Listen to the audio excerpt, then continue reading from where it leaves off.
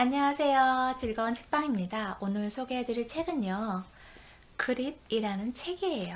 네, 이 책은 IQ, 재능, 환경 그러한 것들 다 뛰어넘어서 정말 열정적 끈기의 힘으로 성공할 수 있었던 그러한 사례들을 담은 책이에요.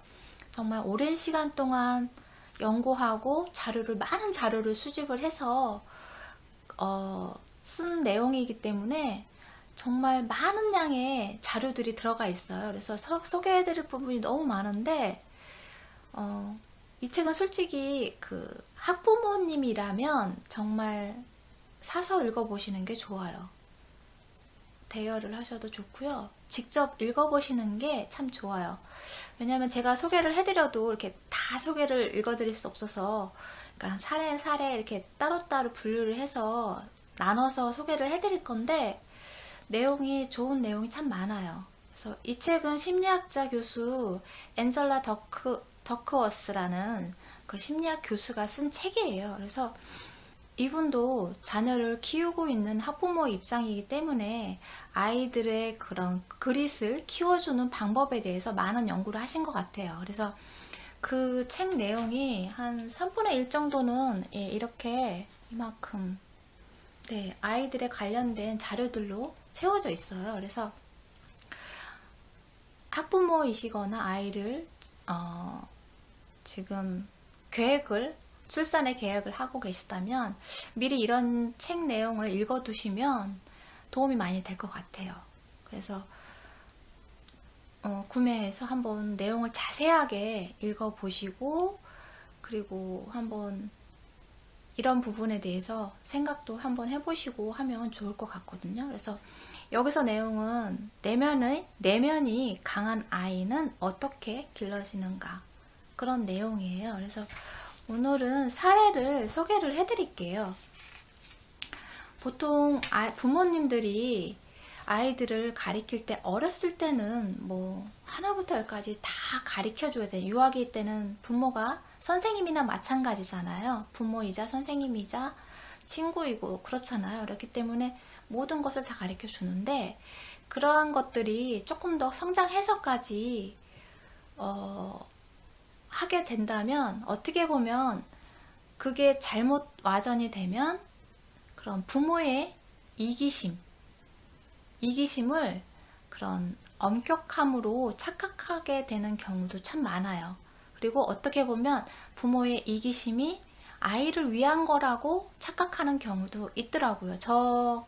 제 경험에서는 어떤 지적을 하고 가르쳐 준다고 하면서 그런 요구를 할 때, 정말 그런 요구를 하면서 아이들하고 이제 순응해서 잘 이루어지는 경우도 있지만 트러블이 날 때도 있잖아요. 그러면 이제 말다툼을 하게 되잖아요. 그런데 그러한 과정 속에서 그러한 말다툼을 하게 되면, 하고 나서 뒤돌아서서 잠깐 생각을 해보면, 이것이 아이를 정말 위한 거였나? 아니면 내가 원하는 대로 해주길 바라는 마음 때문에 내가 이러한 것들을 강요를 했나? 그러한 의문이 들 때가 있더라고요. 그래서 항상 아이들을 키울 때는 정답은 없는 것 같아요. 항상 제 자신한테 질문을 하게 되고, 또 어떻게 하는 것이 아이를 위한 것인지 항상 고민하게 되는 것이 아이들 키우는 문제인 것 같아요. 그러니까 여기서 정말 성공한 자녀를 둔 그 부모의 인터뷰가 나오는데요. 어떻게 이 사람이 최고의 자리에 오르게 됐는지 그 인터뷰를 들어보면 부모님이 항상 나오는 경우가 참 많아요. 부모의 헌신적인, 그리고 아니면 부모가 훌륭한 스승이었거나 그런 경우 참 많잖아요. 우리나라에서도 박지성 선수도 정말 자신이 어떻게 보면 평발이고 악조건, 키도 그렇게 크지 않고 악조건 속에서도 정말 꾸준하게, 정말 노력형이잖아요. 누구나가 다 아는 노력형이잖아요. 그래서 노력을 해서 정말 최고의 선수가 됐잖아요. 정말 세계에서 알아주는 선수가 됐는데, 그 박지성 선수가 클 수 있었던 힘은 가족의 힘이라고 하잖아요. 그러한 것처럼 그 선수가 그렇게 자신의 안 좋은 조건 속에서도 끈기 있게 그렇게 최고의 선수가 될 수 있었던 것은 그 사람의 끈기에 그릿의 힘이 있었기 때문이겠죠. 그런데 그러한 힘들의 그런 밑바탕에는 부모님의 그런 사랑과 애정과 헌신적인 노력이 있었다는 거죠. 그리고 이제 여기서는 어떤 선수가 나오냐면요. 스티브 영이라는 NFL의 최우수 선수상을 2번이나 수상하고요. 29회 슈퍼볼에서 6개 터치다운 패스로 기록을 갱신하고 최우수 선수로 선정된 그런 선수예요. 정말 역사상, NFL의 역사상 최고의 쿼터백으로 평가받으면서 은퇴를 한 선수예요. 근데 이 선수가 인터뷰 내용에 이런 것이 있었어요. 부모님은 저의 주춧돌이었습니다. 누구에게나 그런 훌륭한 부모님이 있으면 좋을 텐데요. 그러면서 그런 이야기를 했어요. 그런데 그 이면에 정말 이 사람이 그러한 선수를 할 때 정말 힘든 시기가 있잖아요. 누구나가. 그리고 저기 후보 선수일 때도 있었고 무명일 때도 있었고 누구나가 힘든 과정을 겪잖아요.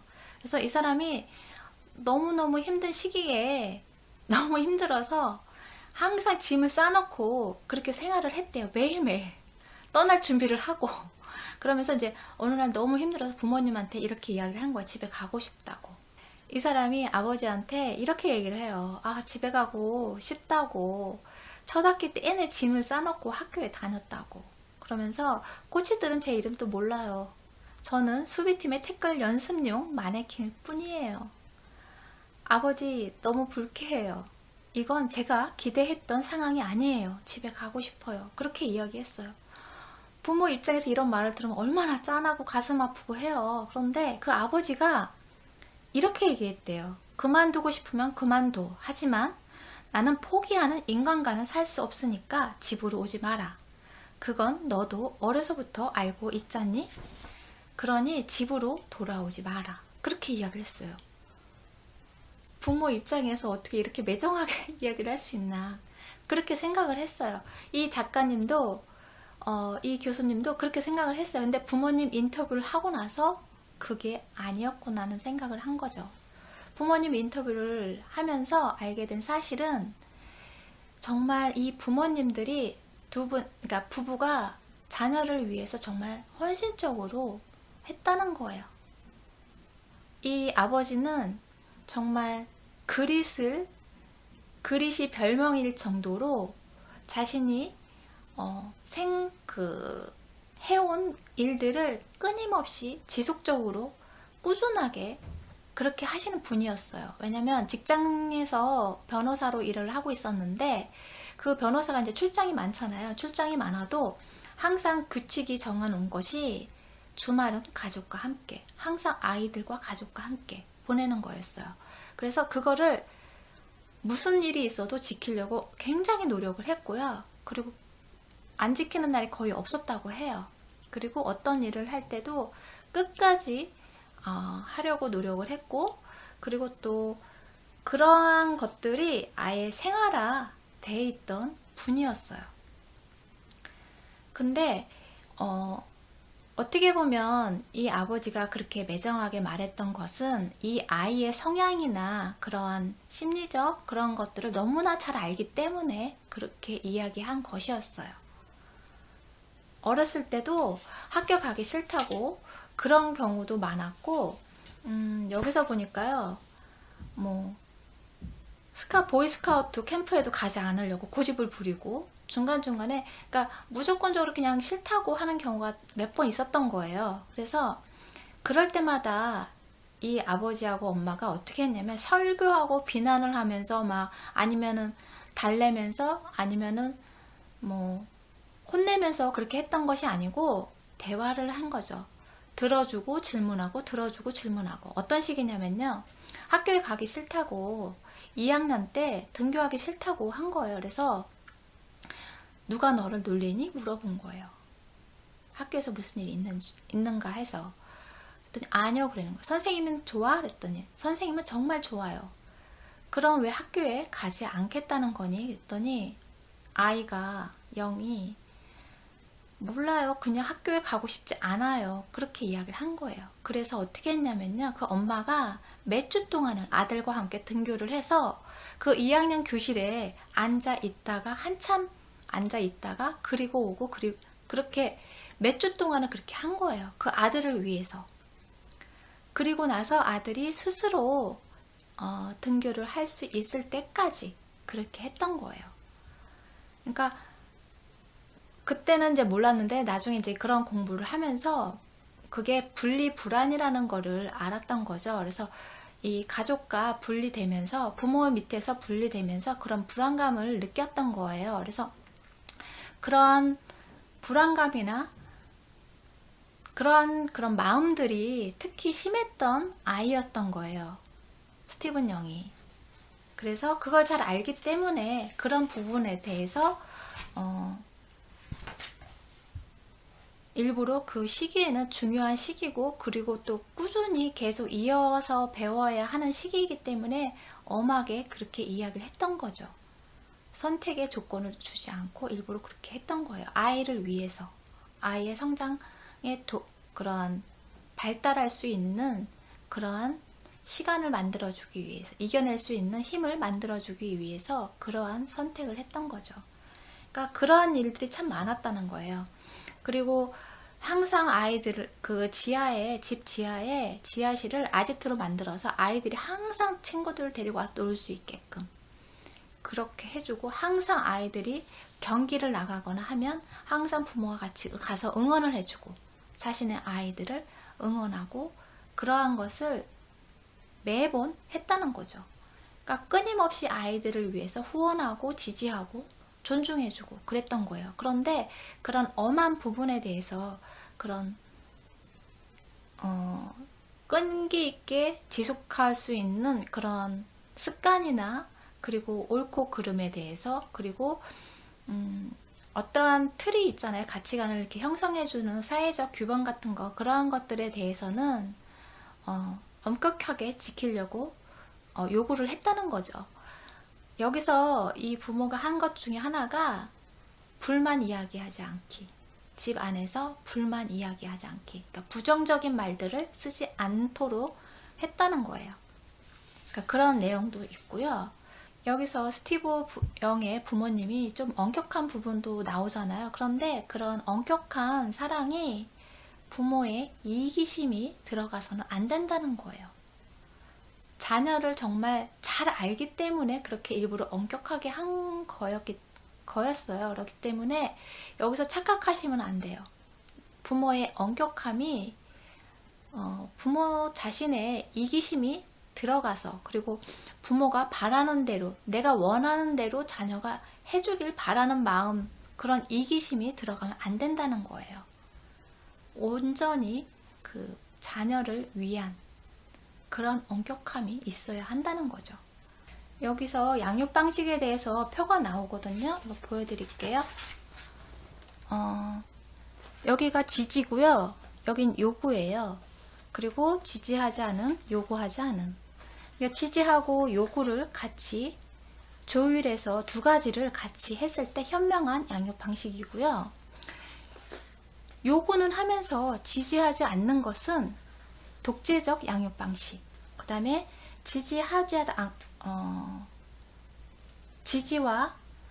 지지하면서 요구하지 않는 것은 허용적 양육 방식. 요구하지도 않고 지지하지도 않는 그러한 양육 방식은 방임적 양육 방식이에요. 그러니까 여기서 지지와 요구가 같이 들어가야지 현명한 양육 방식이라는 거예요. 그러니까 무조건적인 사랑을 베풀기보다는 아이가 성장하는데 그런 배워야 할 것들이 있잖아요. 그리고 힘겹지만 다시 도전하고 그러한 다시 일어서고 하는 그러한 과정들을 겪음으로 인해서 성장하잖아요. 아이들이. 그러한 힘을 길러주기 위해서 요구와 지지가 같이 들어가야 한다는 거예요. 그래서 여기 책 내용을 잠깐 소개해 드릴게요. 자녀의 잠재력을 최대한 실현하려면 사랑, 한계, 자유를 필요로 한다는 점을 인식하고 있어야 합니다. 그리고 부모의 권력이 아니라 지식과 지혜를 바탕으로 해야 한다. 지식과 지혜를 바탕으로 사랑과 한계, 자유를 필요로 한다는 거예요. 여기서 스티브 영의 그런 부모님들이 잘한 부분이 뭐냐면, 노력한 부분이 뭐냐면 자녀들의 정서적인 욕구를 잘 헤아렸다는 거예요. 그래서 그런 스티브 영이 힘들다고 했을 때 그렇게 엄격하게 그렇게 이야기했던 이유 중에 하나가 스티브 영이 특히 이제 불안감이 심한 아이였기 때문에 그래서 그렇게 엄격하게 이야기를 했다는 거죠. 그 힘든 시기를 잘 이겨내야지만 다음 단계 더 성장할 수 있는 계기가 되기 때문에 어떻게 해서든 거기서 이겨내서 그 힘으로 더 성장할 수 있는 그런 능력을 키워야 하기 때문에 엄격하게 이야기를 했다는 거죠. 그런데 자녀를 키울 때 정서적인 그런 부분이 정말 중요해요. 특히 유아기 그리고 초등학교 때까지만 해도 정서적인 그런 안정감을 느낄 수 있게 해주는 것이 정말 부모가 제일 중요하게 해야 되는 부분이기도 해요. 그러니까 저도 아이를 키우면서 어렸을 때 조금 힘든 상황이 있고 그러면서 제가 또 일을 하면서 아이들하고 많이 있어줄 시간이 없었어요. 그래서 그런 부분이 되게 미안하고 그 부분을 되게 커가면서 그 부분을 되게 많이 걱정을 했어요. 정서적 불안감이 있을까봐. 그리고 그런 것이 있다는 것을 제가 알고 있기 때문에 그렇기 때문에 그런 부분에 대해서 되게 걱정을 많이 했고, 그리고 조금 더 아이들이 컸을 때 초등학교 저학년 때가 좀 지나서부터는 제가 안 되겠어서 직장까지 다 바꾸고 시간 조율하고 하면서 아이들하고 있는 시간을 많이 보내려고 노력을 했어요. 그래서 그렇게 몇 년이 지나고 나니까 그런 정서적인 안정감이 수치가 조금씩 올라가더라고요. 그러니까 그 전에 그러한 정서적으로 불안한 감정이 있다는 거는 제가 아이들한테 관심이 있고 항상 그 바쁜 와중에도 그래도 부모니까 이렇게 관심 있게 보잖아요. 그리고 부모인 나도 힘든데 아이들은 얼마나 힘들까, 그러한 것을 예측을 할 수 있잖아요. 그렇기 때문에 그런 부분에 대해서 걱정을 했는데 친구 그런 도움을 받아서 이제 그런 검사를 한 적이 있어요. 그런데 수치상으로 내가 예측은 했지만 수치상으로 딱 결과가 나오니까 그리고 또 그거를 부정할 수 없는 그러한 결과가 나왔기 때문에 제가 또 이미 짐작하고 있었던 결과고, 그래서 그 일을 계기로 직장도 바꾸고 시간도 조율하고 하면서 아이들하고 있는 시간을 많이 보내려고 노력을 했어요. 저도 그게 몇 년이 지나니까 조금씩 아이들이 안정감을 찾더라고요. 그러니까 어렸을 때 특히나 그런 정서적 안정감, 친밀감, 그런 것들이 굉장히 중요해요. 그래서 저는 이제 다 키웠지만 다 성장해서 큰애는 이제 성인이 됐고 둘째도 이제 1년만 지나면 성인이 되는데, 여러분이 아이가 아직 어리다면 정말 사랑을 듬뿍 주고 애정을 많이 쏟고 칭찬을 많이 해주시고 긍정적인 마인드가 형성이 될 수 있도록 그렇게 키우시고 노력을 하신다면 정말 그 아이는 자기 스스로가 잘 커갈 거예요. 그러니까 유아기야 저학년 때는 부모의 역할이 그런 역할이지만 초등학교 고학년부터는 이제 조금씩 그런 자기 주장이나 자아나 그런 것들 어느 정도 형성이 다 되기 때문에 좀 아이 스스로가 성장할 수 있는 그런 체력이 돼요. 힘이 생겨요. 그렇기 때문에 그 전에는 부모가 해줘야 되거든요. 그러한 역할들을. 그렇기 때문에 정말 그런 부분에서는 아이가 어렸을 때는 정말 많은 시간을 아이들과 같이 보내셨으면 좋겠어요. 제가 조금 후회가 되는 부분이에요. 그런 부분들이. 네. 근데 이제 현실적으로 그게 참 힘들죠. 직장 다니고 하다 보면. 그런데 그 시기가 정말 중요한 시기고, 그리고 다시 되돌릴 수 없는 거고, 나중에 해줄 수 있는 부분이 아니잖아요. 그렇기 때문에 딱 그 시기에, 그 나이에 해줘야 하는 그런 부모의 역할이 있어요. 그렇기 때문에 조금 경제적으로 수입이 줄어서 경제적으로 힘들더라도 아이에게 정서적 안정감을 줄 수 있는 시간을 투자하고 애정을 주고, 그러한 것이 어떻게 보면 나중에 더 좋은, 더 배로 내가 얻는 것이 더 많다고 생각을 해요. 저도 그렇지만 여러분도 많은 고민을 하실 거예요. 내가 어떻게 해야지 좋은 부모가 될 수 있을까? 그런 노력도 많이 하시고, 요즘엔 또 공부도 많이 하시고 책도 많이 보고 하시는데 어떻게 보면 저보다 더 현명하게 잘 하실 거라 믿어요.